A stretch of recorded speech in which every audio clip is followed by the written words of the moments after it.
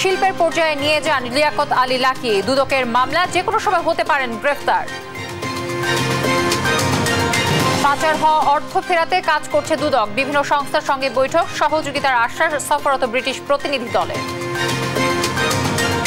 ছাত্রলীগ নিষিদ্ধে 7 দিনের আলটিমেটাম আমার দেশ সম্পাদকের। রাজশাহীর সমালোচিত সাবেক এমপি আসাদ গ্রেফতার।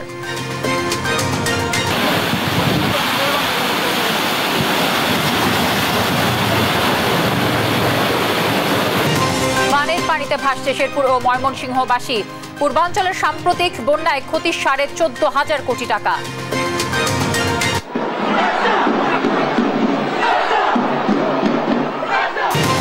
রাত পোহালে গাজায় হামলার 1 বছর। যুদ্ধ বন্ধে দেশে দেশে বিক্ষোভ। ইসরায়েলের ভেতরে এই বন্দুক হামলা, বেশ কয়েকজন হতাহত। দর্শক, সংবাদরতে শুনছিলেন KSTM বার সংবাদ শিরোনামগুলো। সঙ্গে থাকছি আমি তানজিয়া জুথি।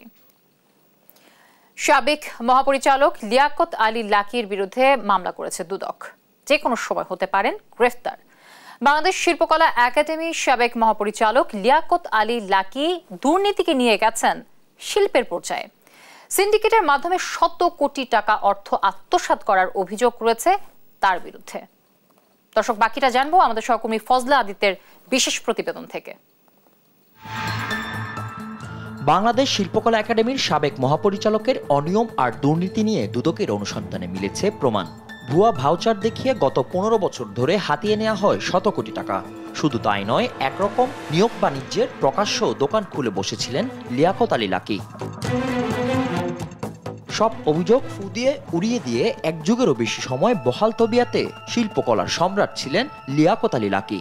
আওয়ামী লীগ সরকারের মদতে ছিলেন ধরাছোঁয়ার বাইরে, দুর্নীতিকেও যেন রূপান্তর করেছিলেন শিল্পে। 2016 সালের 11 মার্চ বাংলাদেশ শিল্পকলা একাডেমিতে 19টি ক্যাটাগরিতে মোট 55 জন জনবল নিয়োগের বিজ্ঞপ্তি প্রকাশ হয়। সেই নিয়োগ পরীক্ষায় লিয়াকত আলী লাকী সিন্ডিকেট জালজালিয়াতির মাধ্যমে আত্মসাৎ করে শত কোটি টাকা। সেই হরিলুটের প্রমাণ এসেছে দেশ টিভির হাতে। সেই নথিতে দেখা যায় মেধাভিত্তিক লিখিত পরীক্ষার নাম্বার পরিবর্তন করে উত্তীর্ণ করা হয় কিছু চাকরি প্রত্যাশীকে। নাম্বার দেখলে স্পষ্টভাবে বোঝা যায় লিয়াকত আলী তার সিন্ডিকেটের যোগসাজশে বিভিন্ন লিখিত পরীক্ষার নাম্বার পরিবর্তন করেছিলেন। নিয়োগ পরীক্ষার দুর্নীতির অভিযোগে 2021 সালে একটি যাচাই কমিটি গঠন করে শিল্পকলা একাডেমি। সে কমিটির পাঠানো নাম্বারের সাথে ব্যাপক গরমিল মিলে সাংস্কৃতিক মন্ত্রণালয় থেকে প্রাপ্ত নাম্বারের।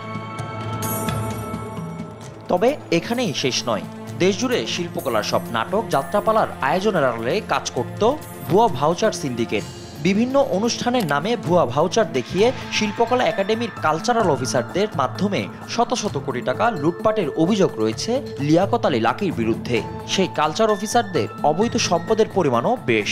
নামে বেনামে তারাও গড়েছেন সম্পদ। 2020 সালে দুর্নীতি দমন কমিশন তার অবৈধ সম্পদ জালজালিয়াতির বিরুদ্ধে অনুসন্ধান শুরু করে। আওয়ামী ক্ষমতায় দীর্ঘদিন দুদকের এই অনুসন্ধান ধামাচাপা দিলেও হয়নি শেষ রক্ষা। সাবেক এডিজি সহ 24 জনের বিরুদ্ধে হয়েছে মামলা। যে কোনো সময় গ্রেফতার হতে পারে সাবেক এই মহাপরিচালক। বাংলাদেশ শিল্পকলা একাডেমির সাবেক এই দুর্নীতিবাজ ডিজি সহ তার পুরো সিন্ডিকেটকে আইনের আওতায় আনা হবে বলেও জানায় দুদক। ফজলে আদিত্য, দেশ টিভি, ঢাকা। পাচারকৃত অর্থ ফেরাতে দুর্নীতি দমন কমিশনকে সব ধরনের সহযোগিতার আশ্বাস দিয়েছে ব্রিটিশ প্রতিনিধি দল। রোববার এই দলের সাথে সংস্থাটির চেয়ারম্যান সহ উচ্চ পর্যায়ে বৈঠক শেষে এসব কথা জানান মহাপরিচালক আক্তার হোসেন। বলেন, দেশ থেকে পাচার হওয়া অর্থ ফেরত আনতে বিভিন্ন দেশ ও সংস্থার সহযোগিতার জন্য বৈঠক চলমান রয়েছে। গেল 15 বছরে দেশ থেকে পাচার হওয়া অর্থ সন্ধানে সম্প্রতি FBI, ইউরোপ ইউনিয়ন সহ বিভিন্ন সংস্থার সাথে এ নিয়ে কয়েক দফায় বৈঠক করল সংস্থাটি। বিগত 15 বছর আওয়ামী সরকারের আস্থাভাজন ব্যক্তিদের পাচার অর্থ ফেরতে অন্তর্বর্তী সরকার দুদক সহ বিভিন্ন সংস্থার সমন্বয়ে টাস্ক ফোর্স গঠন করেছে। যদিও অতীতে অর্থ ফেরতের দুদকের তেমন কোনো সাফল্যতা না থাকলে এবার জোরে সোরে দৌড়ঝাঁপ শুরু করেছে প্রতিষ্ঠানটি। ইতোমধ্যে FBI, ইউরোপীয় ইউনিয়ন, জাতিসংঘের UNODCর সাথে বৈঠক করেছে সংস্থাটি। এরই ধারাবাহিকতায় রোববার দুদকের সাথে বৈঠকে বসে 2 সদস্যের ব্রিটিশ প্রতিনিধি দল। দুদক প্রতিনিধি দলের নেতৃত্ব দেন সংস্থাটির চেয়ারম্যান মঈনুদ্দিন আব্দুল্লাহ। এ সময় বিভিন্ন দেশ থেকে অর্থ ফেরতে সফররত দলটি কিভাবে দুদককে সহযোগিতা করবে তা নিয়ে আলোচনা করা হয়। পাচার অর্থ ফেরতে কারিগরি সহ সার্বিক সহযোগিতার আশ্বাস দেয় ব্রিটিশ প্রতিনিধি দল। এদিকে শিল্পকলা একাডেমির নিয়োগ জালিয়াতির প্রমাণ পাওয়ায় প্রতিষ্ঠানটির সাবেক মহাপরিচালক লিয়াকত আলী লাকি সহ 24 জনের বিরুদ্ধে মামলা করেছে দুদক। লিখিত পরীক্ষার ফলাফল তারা আমাদের শিল্পকলা একাডেমি বরাবর এটা পাঠিয়েছিলেন। সেই লিখিত পরীক্ষার মূল্যায়ন পত্রে নম্বর বাড়িয়ে অনেকগুলো প্রার্থীদের নম্বর বাড়িয়ে সাবেক মহাপরিচালক জনাব লিয়াকত আলী লাকি এবং বাংলাদেশ শিল্পকলা একাডেমির পরিচালক প্রশাসক জাহাঙ্গীর হোসেন চৌধুরী সহ চাকুরির প্রার্থী অন্যান্য 23 জনের বিরুদ্ধে এই মামলাটি রুজু করা হয়েছে।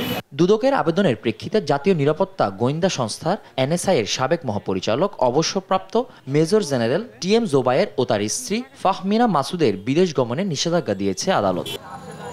ফজলে আদিত্য, দেশ টিভি, ঢাকা। বন্যার খবর জানাবো। বানের জলে ভাসছে শেরপুর ও ময়মনসিংহবাসী। পানিবন্দী লাখো মানুষ, প্লাবিত হচ্ছে নতুন নতুন এলাকা। এখন পর্যন্ত মৃত্যু হয়েছে 7 জনের। দেখা দিয়েছে খাদ্য ও সুপেয় পানির সংকট। এছাড়া টানা বৃষ্টিতে নোয়াখালীতে তৈরি হয়েছে তীব্র জলাবদ্ধতা। প্রশাসন বলছে যে আইন শৃঙ্খলা বাহিনীর সাথে সমন্বয় করে উদ্ধার ও ত্রাণ কার্যক্রম পরিচালনা করা হচ্ছে।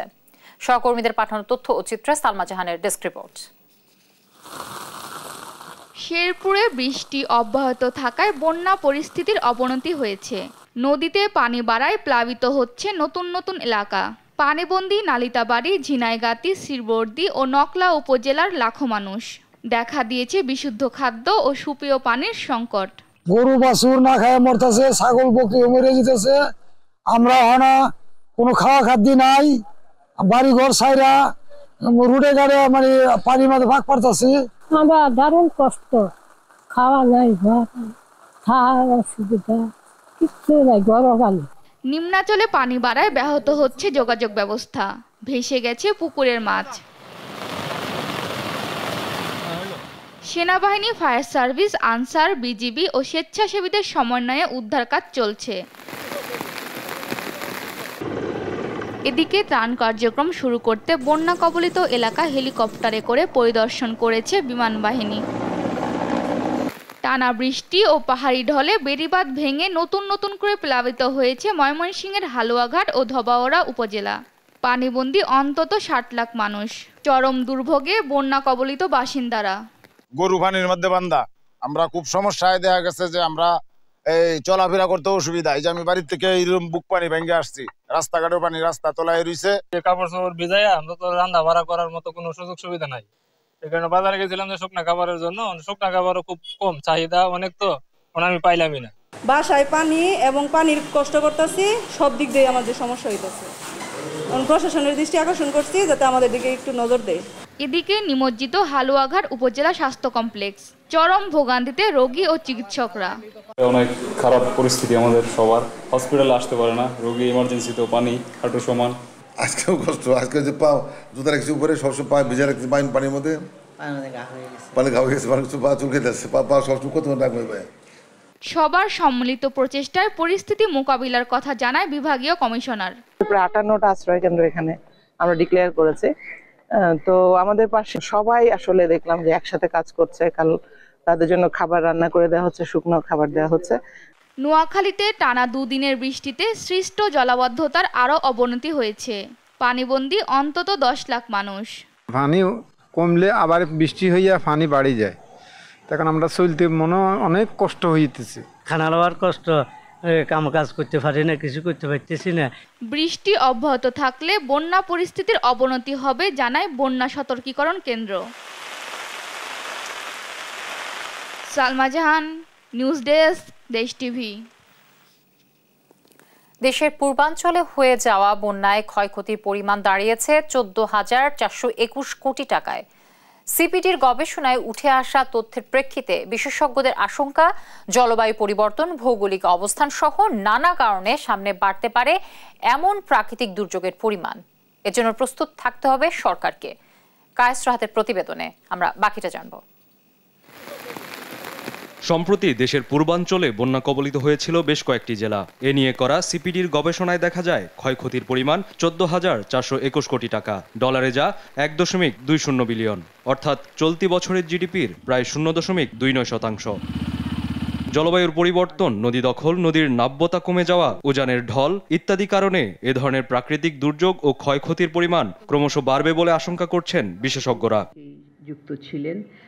বলছেন বাড়াতে হবে প্রস্তুতি, বাঁধের উচ্চতা বাড়ানো, সরকারের সাথে এনজিওর সমন্বয় বাড়ানো এবং একই সাথে সচেতনতা বৃদ্ধি সহ যোগাযোগ ব্যবস্থা বাড়ানোর পরামর্শ দিল সিপিডি। আমাদের কৃষি এবং বনায়ন যে খাত, তার ভিতরেই ক্ষতিটা সবচেয়ে বেশি হয়েছে, 5,169 কোটি টাকার মতন, যেটা সর্বমোট যেই ক্ষয়ক্ষতি হয়েছে তার মোটামুটি 35% বেশি, প্রায় 36%। সেই সঙ্গে সবচেয়ে বেশি ক্ষতিগ্রস্ত হয়েছে কৃষি এবং বনায়ন খাত। এসব খাতে পুনর্বাসনের জন্য সরকারকে নতুনভাবে ভাবার পরামর্শ তাদের। আমরা যখন বিশেষজ্ঞ মহলের সাথে কথা বলেছি, অনেক ক্ষেত্রেই ওনারা সাজেস্ট করেছেন যে হয়তো এই মাটির বাঁধের পরিবর্তে কিছু হায়ার কোয়ালিটি ম্যাটেরিয়াল দিয়ে এই জিনিসগুলো তৈরি করা যায় কিনা, যাতে করে তাদের স্থায়িত্ব এবং তাদের যে এফেক্টিভনেস দুটোই বাড়ে। এদিকে অবকাঠামো খাতে রাস্তা এবং সেতুর ব্যাপারে দীর্ঘমেয়াদী পরিকল্পনা নেয়ার আহ্বান জানায় সিপিডি। দীর্ঘমেয়াদে যদি আমরা একটু চিন্তা করি, তাহলে আরো কিছু আমাদের পুরো দেশব্যাপী হয়তো ঝুঁকি পর্যালোচনার প্রয়োজন রয়েছে, বিশেষ করে যখন আমরা বিভিন্ন ধরনের ডেভেলপমেন্ট প্ল্যানিং করি সেইটাও। প্রাকৃতিক কারণেই হোক অথবা মানবসৃষ্ট কারণে এবারের বন্যা ছিল প্রকৃতিগতভাবে ভিন্ন এবং সেই সঙ্গে নতুন কিছু অঞ্চল প্লাবিত হওয়ায় বন্যা সতর্কীকরণ পূর্ব প্রস্তুতির জন্য পার্শ্ববর্তী দেশের সাথে তথ্য বিনিময় সহ যথাযথ ব্যবস্থা গ্রহণের আহ্বান জানান বিশেষজ্ঞরা। কায়েস রাহাত, দেশ টিভি, ঢাকা। জুলাই আগস্ট অভ্যুত্থানে এখন পর্যন্ত 105 শিশু শহীদ হয়েছে বলে জানিয়েছেন মহিলা ও শিশু বিষয়ক উপদেষ্টা শারমিন এস মুর্শিদ। জানান প্রতিটি শহীদ পরিবারকে 50,000 টাকা সহায়তা দেবে সমাজ কল্যাণ মন্ত্রণালয়। রোববার সচিবালয়ে এক প্রেস ব্রিফিংয়ে তিনি আরও বলেন, সামাজিক নিরাপত্তার বেষ্টনীর আওতায় 1,20,00,000 মানুষ সুবিধা ভোগ করছে। ইউনিসেফের গবেষণায় উঠে এসেছে সুবিধাভোগী তালিকায় 43% ত্রুটি আছে। শিগগিরই তালিকা পর্যালোচনা করবে সমাজ কল্যাণ মন্ত্রণালয়। প্রতিটি মন্ত্রণালয় ও প্রাইভেট সেক্টরে ডে কেয়ার সিস্টেম চালু করা হবে বলেও আশ্বাস দেন তিনি। শিশু যারা শহীদ হয়েছে আর শিশু পরিবারগুলো যারা খুব আক্রান্ত হয়েছে, তাদের 105 জনকে আমরা কালকে 50,000 করে টাকা দেব এবং শিশু দিবস উপলক্ষে বিগত আন্দোলনে আহত শিক্ষার্থী জনতার মধ্যে বিনামূল্যে হুইল চেয়ার ও হিয়ারিং এইড প্রদান করা হচ্ছে। আহত শিক্ষার্থী জনতার মধ্যে যারা নড়াচড়া কম করতে পারছেন, তাদের জন্য মোবাইল ভ্যান দিয়ে বাড়ির দোরগড়ে সেবা প্রদানের কার্যক্রম চলমান করা হচ্ছে। সৎ, নীতিবান এবং নেতৃত্বের গুণাবলী সম্পন্ন কর্মকর্তারাই উচ্চতর পদোন্নতির দাবিদার বলে মন্তব্য করেছেন প্রধান উপদেষ্টা ডক্টর মোহাম্মদ ইউনূস। রাজনৈতিক মতাদর্শের ঊর্ধ্বে থেকে যেসব অফিসার বিভিন্ন কর্মকাণ্ডে নেতৃত্বে সফল হয়েছেন, তাদের পদোন্নতির জন্য নির্দেশনা দেন তিনি। রোববার সেনা সদর দপ্তরে সেনা সদর নির্বাচনী পর্ষদ 2024 উদ্বোধন করে এসব কথা বলেন প্রধান উপদেষ্টা। বলেন, দেশের ক্লান্তি লগ্নে সেনাবাহিনী মানুষের পাশে এসে দাঁড়িয়েছে এবং একটি অন্তর্বর্তীকালীন সরকার গঠনের প্রক্রিয়াকে ত্বরান্বিত করে দেশকে অস্থিতিশীল পরিস্থিতির হাত থেকে রক্ষা করেছে। অনুষ্ঠান স্থলে প্রধান উপদেষ্টাকে স্বাগত জানান সেনাবাহিনী প্রধান জেনারেল ওয়াকারুজ্জামান, প্রধান উপদেষ্টার প্রতিরক্ষা ও জাতীয় সংহতি উন্নয়ন বিষয়ক বিশেষ সহকারী চিফ অফ জেনারেল স্টাফ এবং সশস্ত্র বাহিনী বিভাগের প্রিন্সিপাল স্টাফ অফিসার।